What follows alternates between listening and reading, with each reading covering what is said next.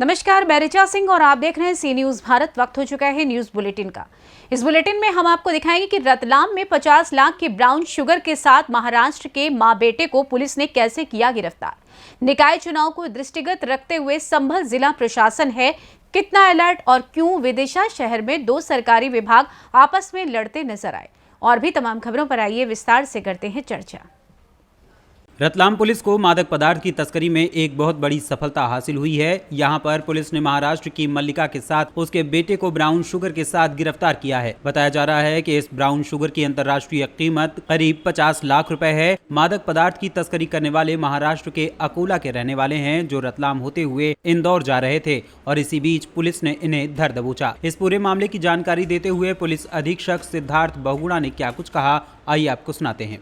बहुत हर्ष का विषय है कि आज थाना स्टेशन रोड थाने के 3 अत्यंत महत्वपूर्ण खुलासे हो रहे हैं, जिसमें कि सर्वप्रथम मैं बताना चाहूँगा कि थाना स्टेशन रोड ने एनडीपीएस एक्ट की कार्रवाई करते हुए करीबन 505 ग्राम स्मैक ब्राउन शुगर जो है रिकवर की है, जिसकी अंतर्राष्ट्रीय बाज़ार में कीमत करीब 50 लाख रुपीज़ है। और इसमें 2 आरोपियों की गिरफ्तारी हुई है, जिसमें ये दोनों जो आरोपी हैं ये माँ और बेटे हैं। ये ज़िला अकोला के रहने वाले हैं, महाराष्ट्र के, और ये एक बस से इंदौर जा रहे थे। तो इस बीच में मुखबिर से सूचना प्राप्त हुई, फिर इस दौरान ये कार्रवाई हुई। जो दूसरी कार्रवाई मैं बताना चाहूँगा स्टेशन रोड की, विगत 23-24 अप्रैल की दरमियानी रात अपार्टमेंट्स में थाना स्टेशन रोड में एक 2 नकबजनियाँ हुई थी, एक ऑफिस में, एक घर में, जिसमें कि एक फुटेज भी उसमें काफ़ी वायरल भी हुआ था और इसका भी खुलासा हो गया है। इसमें 2 आरोपियों की गिरफ्तारी हुई, तीसरा भी फरार है और इसमें करीबन 4,30,000 रुपये, एक मोबाइल और एक मोटरसाइकिल बिना नंबर की उसकी जब्ती हुई है।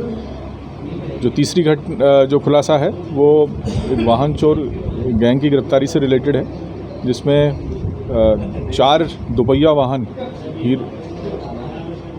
बरामद हुए, जिसमें 2 जिला नीमच के और 2 थाना स्टेशन रोड के हैं। इसमें 2 आरोपी हैं जो मंदसौर के हैं और इसमें अभी तक 4 मोटरसाइकिल्स हमको रिकवर हुई है। इसमें तीनों, अगर आप खुलासों में देखें, इसमें उल्लेखनीय बात यह है कि तीनों में जो आरोपीगण हैं वो इस ज़िले के नहीं हैं, बाहर के हैं। और ऐसे प्रकरणों को सॉल्व करना और उसका खुलासा करना बहुत अत्यंत हर्ष का विषय हो जाता है, क्योंकि जब टोटली ब्लाइंड रहते हैं ऐसे प्रकरण।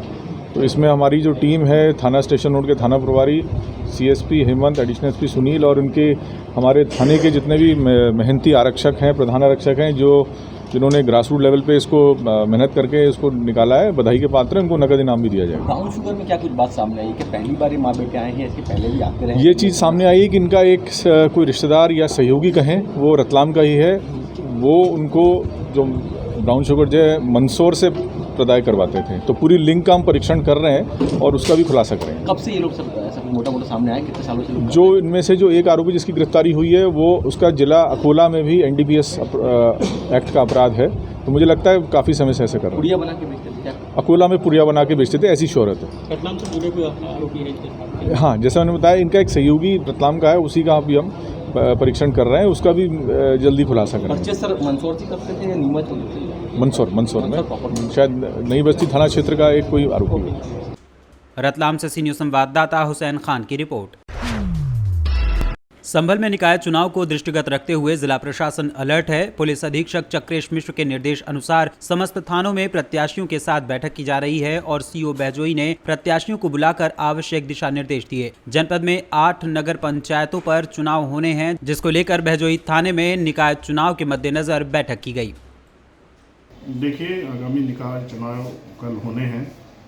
शासन की मंशा बिल्कुल स्पष्ट है कि चुनाव निष्पक्ष और भयमुक्त माहौल में शांतिपूर्ण तरीके से मनाए जाएं। श्रीमान पुलिस अधीक्षक महोदय जनपद संभल के निर्देशन पर नगर पालिका चुनाव बहजोई के दृष्टिगत थाना बहजोई पे आज तीनों प्रमुख उम्मीदवार उनको बुलाया गया और उनको एमसीसी के लिए साफ साफ बिल्कुल बता दिया गया है कि किसी भी दशा में एमसीसी का कोई भी वायलेशन ना होने पाए। वो अपने एजेंटों की ऐसी सूची, जो एजेंट बनाए जाने हैं उनकी उपलब्ध करा दें, जिनकी बिल्कुल साफ छवि हो, कोई आपराधिक पृष्ठभूमि भी ना हो। साथ ही अपने समर्थकों को बिल्कुल स्पष्ट चेतावनी दे दें कि किसी भी दशा में कोई भी हंगामा या उपद्रव करने नहीं दिया जाएगा। शासन और पुलिस प्रशासन और सभी प्रकार की तैयारियां लगभग पूरी हो चुकी हैं। फोर्स भी आ चुका है। किसी भी दशा में कोई भी उपद्रव बर्दाश्त नहीं किया जाएगा। इसी चीज़ को लेकर उनको हिदायत दी गई है और शांतिपूर्ण तरीके से अपना मताधिकार का प्रयोग करने के लिए सभी से अपील की गई है। संभल से सीनियर संवाददाता सोनू वार्ष्णेय की रिपोर्ट।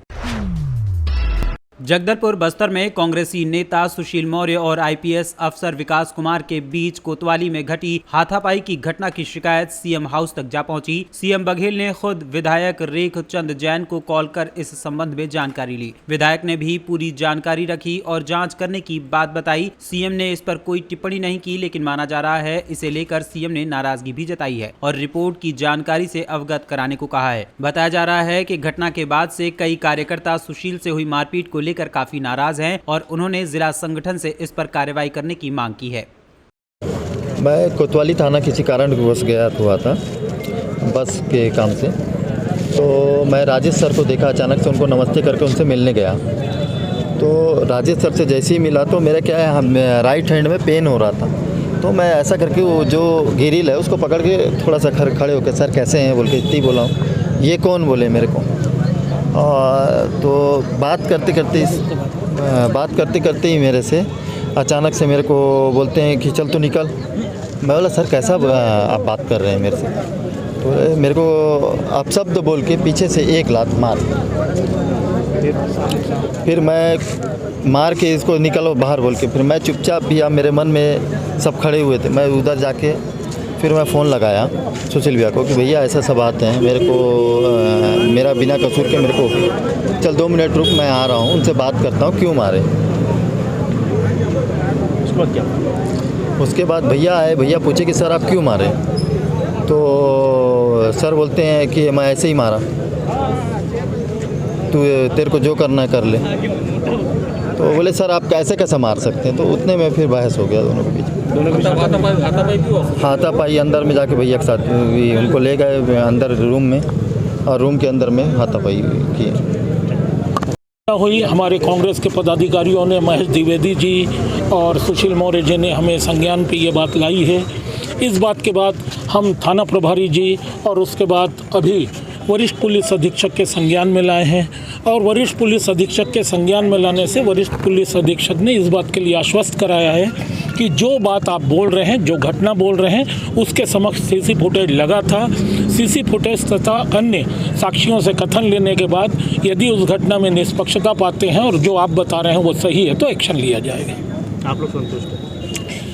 निष्पक्ष जांच होनी चाहिए। यदि हम जो बात बोल रहे हैं, हम वो चाहते हैं कि पुलिस प्रशासन, जो कि कानून व्यवस्था का हम सम्मान करते हैं, पुलिस व्यवस्था का सम्मान करते हैं और कानून पे पूरा विश्वास है, हम ये चाहते हैं कि जो हम बता रहे हैं उसकी निष्पक्षता पुलिस के वरिष्ठ अधिकारियों के समक्ष भी आ जाए। उसके बाद जो एक्शन की बात आती है उस आधार पे प्रक्रिया में जो जांच का विषय होता है, जांच के बिंदु होते हैं, और जब जांच कंप्लीट हो जाएगी, बहुत जल्दी हमने 3 दिन की बात कही है, 3 दिन में जांच कंप्लीट हो जाती है, जो निष्कर्ष निकलेगा उसके आधार पर कार्रवाई होगी। नेता महेश द्विवेदी ने मुझे फ़ोन किया कि कोतवाली थाने में सीएसपी विकास कुमार मुझे एक लात मार दिया है। बोला ठीक है कोई दिक्कत नहीं, मैं आता हूँ। उनसे आया, मैं बोला साहब उसको लात कैसे मार दिए। गुटखा खा के आया है, मैं उसको और लात मारूंगा बोलते। मैंने गुटखा खाया तो उसको मना कर दीजिए कि परिसर में गुटखा ना खा कर आए।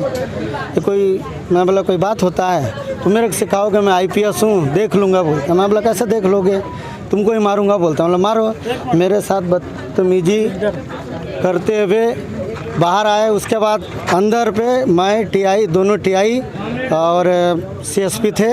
उस टाइम मेरे साथ जाति माँ बहन का गाली बकते हुए मेरे साथ हाथापाई किया। ये बहुत निंदनीय है और इसकी घोर निंदा की जाती है और मैं चाहता हूं कि इसको तत्काल हटाए। इस सर फिर IPS का ये शहर में हर दिन कारनामा करते रहता, किसी को मारपीट करते रहता है। पुलिस को जो लाइन ऑर्डर है, पुलिस को जो लाइन ऑर्डर बनाना है, उसमें बददुमा IPS अपने आप को सिंघम समझता है, किसी के साथ मारपीट करता है और हमारे कांग्रेस पार्टी के साथ मारपीट किया, मेरे साथ मारपीट किया। इसको तत्काल यहाँ से हटाया जाए, इस पर FIR दर्ज। जी हम बता देंगे।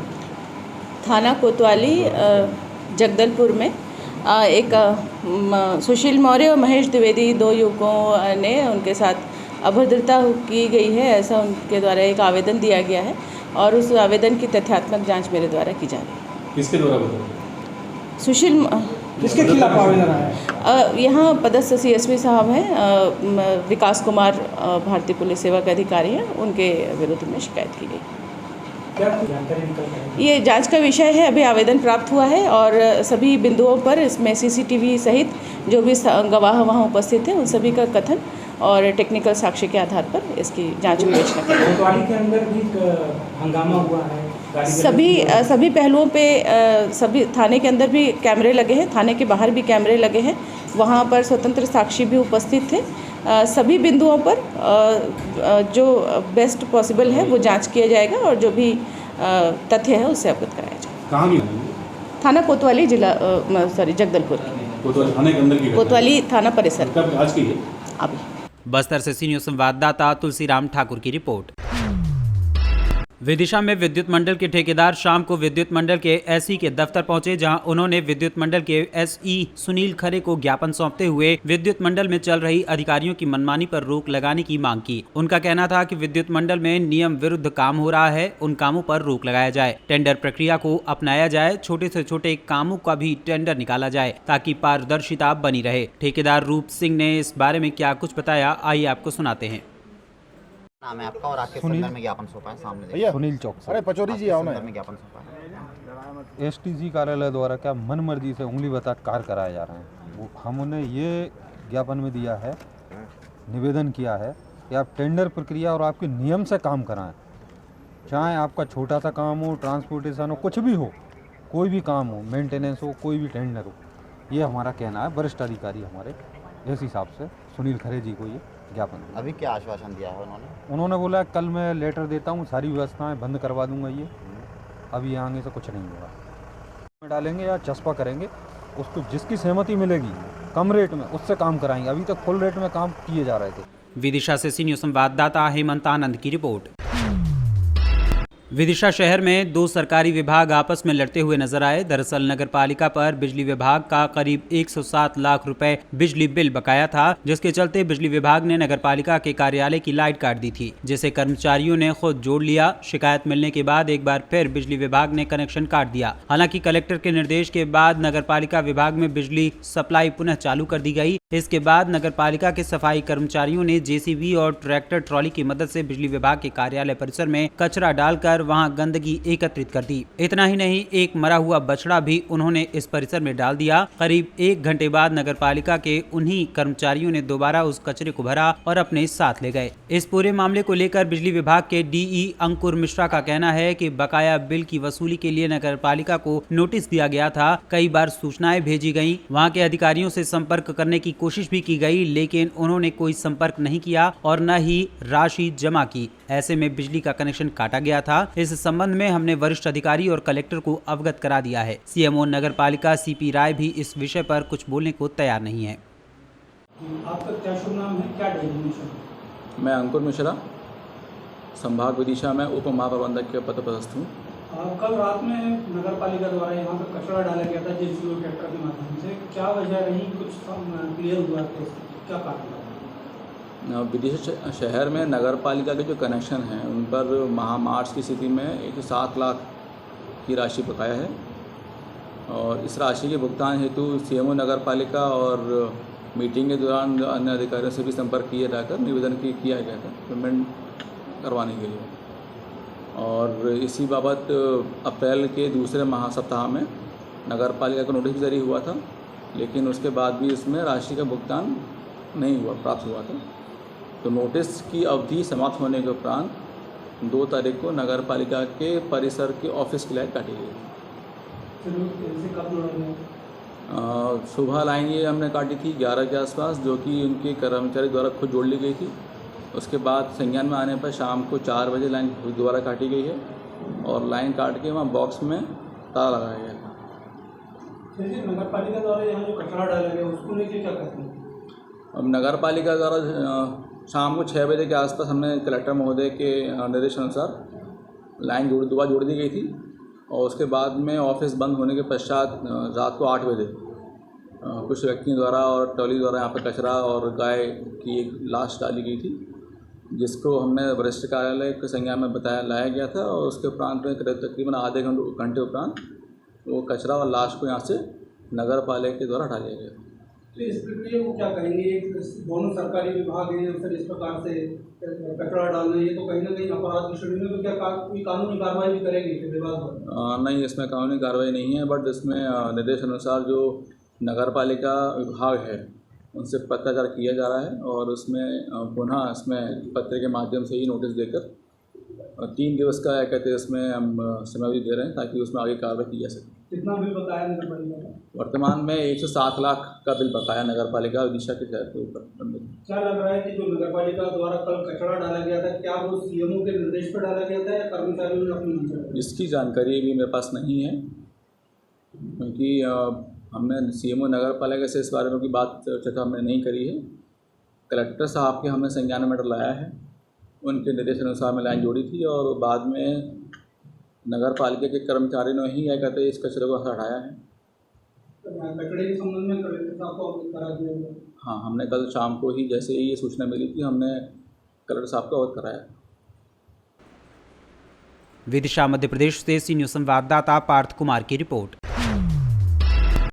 फिलहाल न्यूज़ बुलेटिन में बस इतना ही। देश दुनिया की तमाम खबरों को जानने के लिए देखते रहिए सी न्यूज़ भारत।